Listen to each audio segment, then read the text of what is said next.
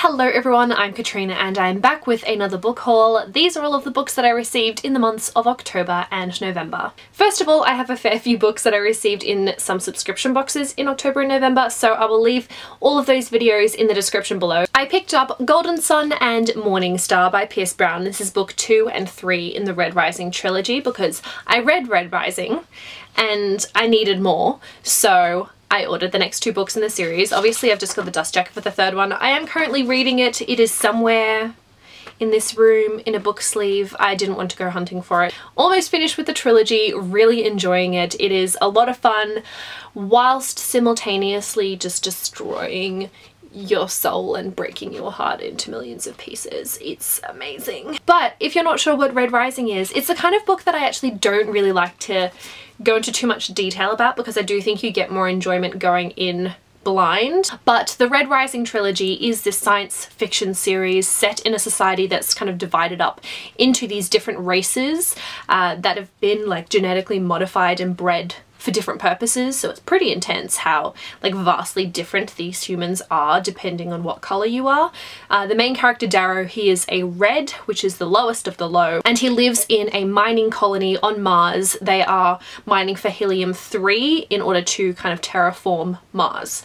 It is, oh, it's such a good book, such a good series, would highly recommend. I also ordered one of the collector's editions of A Darker Shade of Magic by V.E. Schwab just because why the heck not? I really enjoyed the book. It is so incredibly beautiful. Like, all of this fan art, and there's like a ribbon and everything, and just, oh my goodness. Also signed as well. Honestly, I couldn't resist. It is just stunning. I also got the 10th anniversary edition of The Name of the Wind by Patrick Rothfuss. Another one I just could not pass up because A, this cover is incredible, B, those pages are vibrant, but the main thing that I was very excited about with this edition is the illustrations. There are quite a lot of illustrations in this edition, a lot more than I was expecting, and they're like full page illustrations as well. Let's see if I can get one of Quoth. Look at him, look at little Quoth. This book is beautiful and it's been 10 years since the first one came out. Also, that's blurbed by Lin-Manuel Miranda, but it's been 10 years since the first one came out. I'm dying for the third. I also picked up another copy of a book that I have already read and loved, and that is Vicious by V.E. Schwab. This is the US hardcover edition. I do have the UK paperback, but I just absolutely love this one. And we're finally getting the next book, Vengeful, in 2018, I believe it is, which I'm so excited about. But I have heard that they're probably changing the covers. And because I love this one so much, I wanted to get it before it was out of print. It was actually quite hard to find. I had to go on AbeBooks and get it secondhand because it was like sold out everywhere that I looked. I am absolutely planning on rereading Vicious before I do get to Vengeful next year. I do also have a couple of books that I forgot to include in my September book haul. First one is The Ice Dragon by George R.R. Martin. This was in the sale section at Dymocks in Melbourne. How cool is that illustration as well? It's just so, whoa, hello.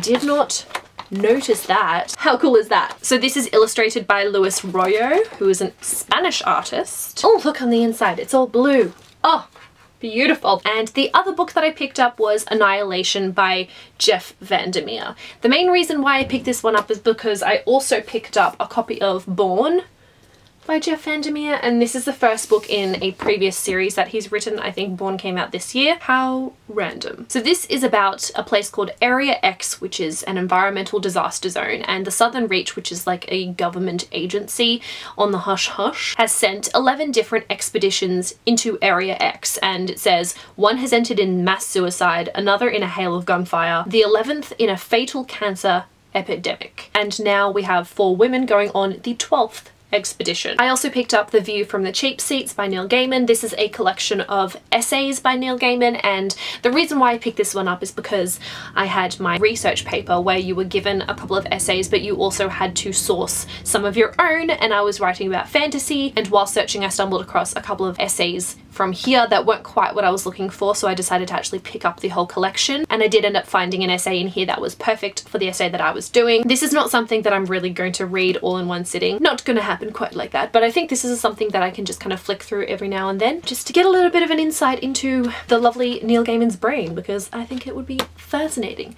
learning more about what he thinks. I also picked up a finished copy of Moonrise by Sarah Crossan. This is one of the Bloomsbury books that I have read recently. I also decided to get the hardcover because it has this really cool like cutout moon. So this is actually a book that's written all in verse. It is about Joe and Ed, these two brothers. Ed is on death row and Joe hasn't seen him in 10 years, but he finally decides to move a bit closer to where he is imprisoned because Ed has finally been given his execution date. So they're kind of reconnecting after all of this time, figuring out what had happened, and whew, my goodness. And while this is a really tough book to read, I do think it is also kind of an important one. It is talking about some really important topics with the justice system and in particular the death penalty. I also have King Rising by C.S. Pacat. This is the third book in the Captive Prince trilogy. I have read the first book in the series. I don't own the second, but my friend was at a book fair or a used bookstore and she sent a photo of this one being like, would anyone like it? And it was only a few dollars, so I was like,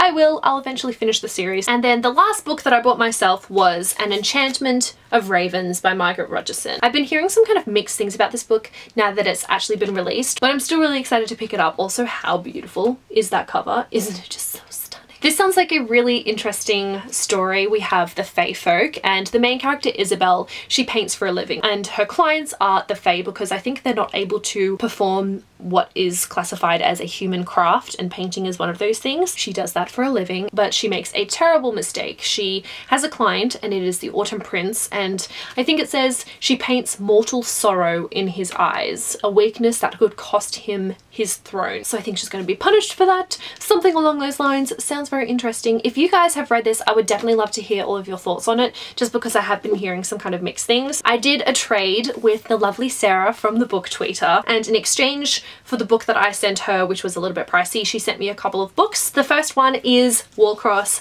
by Marie Lu, and she sent me the UK with the rainbow cover. Warcross is about this game called Warcross, and I think there are these bounty hunters who track down people that are using the game illegally. But we have a character who hacks into the game and accidentally glitches herself into this championship. She basically becomes an overnight sensation and is whisked off to meet the creator of Warcross, who is looking for a spy to kind of suss out any security problems with the game, and he wants her for the job. Sarah also sent me Autobiography by Christina Lauren. The main character Tanner moved from California to Utah 3 years ago, and during this move it kind of nudged him back into the closet. He is bisexual. He's in his final semester in high school when his best friend dares him to participate in this program where they write a book in a semester. The mentor of this program is a guy named Sebastian, who had sold his own seminar novel the year before, and Tanner starts to fall in love with him.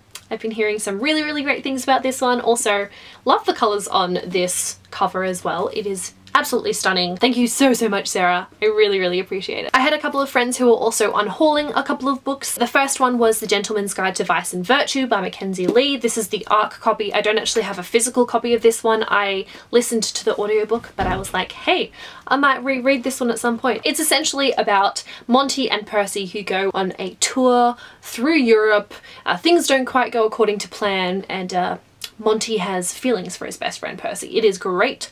Loved it. Very, very enjoyable. And then my lovely friend Piera was getting rid of some books, and she was getting rid of Furthermore by Tahira Mafi, so I was like, I will take that off your hands. Thank you very much. So now I have a copy of it. I'm so excited that I have a copy of this as well, because I do own Witchwood and I'm just really looking forward to getting into these books, so hopefully I can get to it soon. Furthermore follows Alice, who lives in this world that is full of magic and colour, and the people within Fernwood basically equate the two, and the fact that she does have really pale skin and white hair, Alice is determined to prove her magical abilities, and she decides to do this by solving unraveling the mystery of her father's disappearance. In November, Hachette held their blogger data book night, and I received a couple of books during the night. One of them was a prize. They stuck a few glittery sparkly hearts under some of the chairs, and if you had one of these under your chair, then you received a prize pack. And those prize packs included a signed copy of